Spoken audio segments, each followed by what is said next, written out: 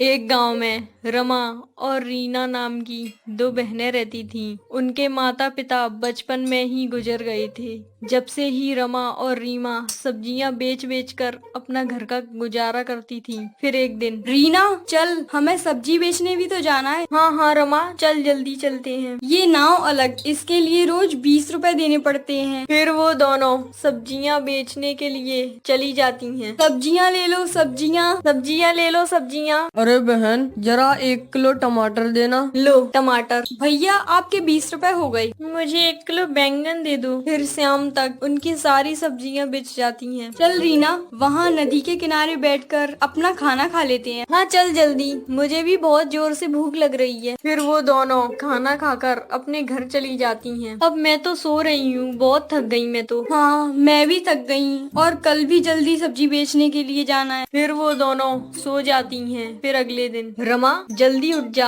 आज हमें जल्दी जाना है सब्जी बेचने। हाँ, और आज अपन को कपड़े भी तो लेने हैं, तो जल्दी चल। फिर वो दोनों सब्जियां बेचने के लिए चली जाती हैं। बेटा, जरा 4 किलो आलू देना मुझे। लो अंकल, मुझे 1 किलो भिंडी दे देना बेटा। और मुझे 3 किलो टमाटर। अरे रमा, आज तो हमारी सब्जियां बहुत जल्दी बिच गईं। चल अब कहीं चलते हैं। देख रीना, उस पांडाल के अंदर कुछ हो रहा है, चल अपन भी चल कर देखते हैं। फिर वो दोनों वहां जाकर देखती हैं। भक्तों, जो भगवान पर सच्चा भरोसा करके राधे श्याम जपता है, वो भवसागर से पार हो जाता है। कलयुग में बस भगवान का नाम ही एक ऐसा नाव है जो हमें भवसागर से पार लगा सकता है। चल रमा, अब बहुत रात हो रही है, हमें घर भी तो चलना है। बहुत रात हो रही है, यहाँ पर तो एक भी नाव नहीं है। अब हम घर कैसे जाएंगे? तुझे याद है रीना, गुरुजी ने कहा था कि राधे श्याम जपते जपते भवसागर से पार हो सकते हैं। तो फिर ये नदी तो छोटी सी ही है। हाँ रमा, तू ठीक कह रही है। चल। राधे श्याम, राधे श्याम, राधे श्याम, राधे श्याम। अरे वाह, कितनी अच्छी नाव थी। देख, अपन पार भी हो गए और अपने पैर भी गीले नहीं हुए। हाँ, तू ठीक कहती है। अब हम रोज इसी नाव से वहाँ पर सब्जियां बेचने जाया करेंगे। भगवान का नाम बहुत अच्छा है। फिर अगले दिन, सुन रीना,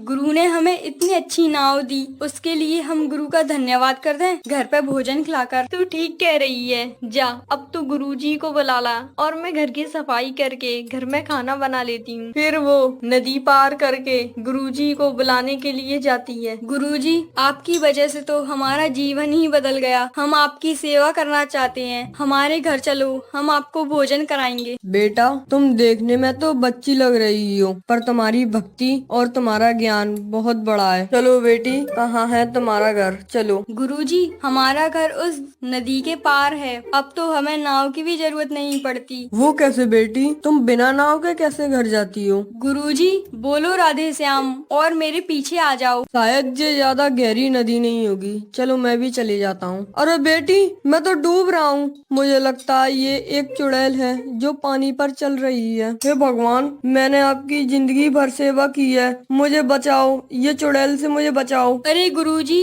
विश्वास से राधे श्याम बोलो और आ जाओ मेरे पीछे। हे भगवान, मुझे बचाओ। राधे श्याम, राधे श्याम, राधे श्याम। फिर वो गुरु के साथ अपने घर पहुँचती है। वाह बेटी, मैं तुम्हारी भक्ति को प्रणाम करता हूँ। तुमने इतनी छोटी सी उम्र में भगवान पर इतना भरोसा किया, और बेटा, तुम्हारे वजह से मुझे भगवान पर सच्चा भरोसा हो गया है। अभी तो तुम इस नदी से ही पार हुई हो, पर मुझे विश्वास है आगे चल के तुम भगवान को भी पालोगी। हाँ गुरुजी, आप सच कहते हैं। भगवान का नाम ही एक सार है, जिसे लेकर अपन ये नदी और भवसागर को भी पार कर सकते हैं। जिस तरह रमा ने और रीना ने भगवान पर सच्चा भरोसा रखा और उनका नाम जपा, उसी तरह हमें भी भगवान पर सच्चा भरोसा रखना चाहिए।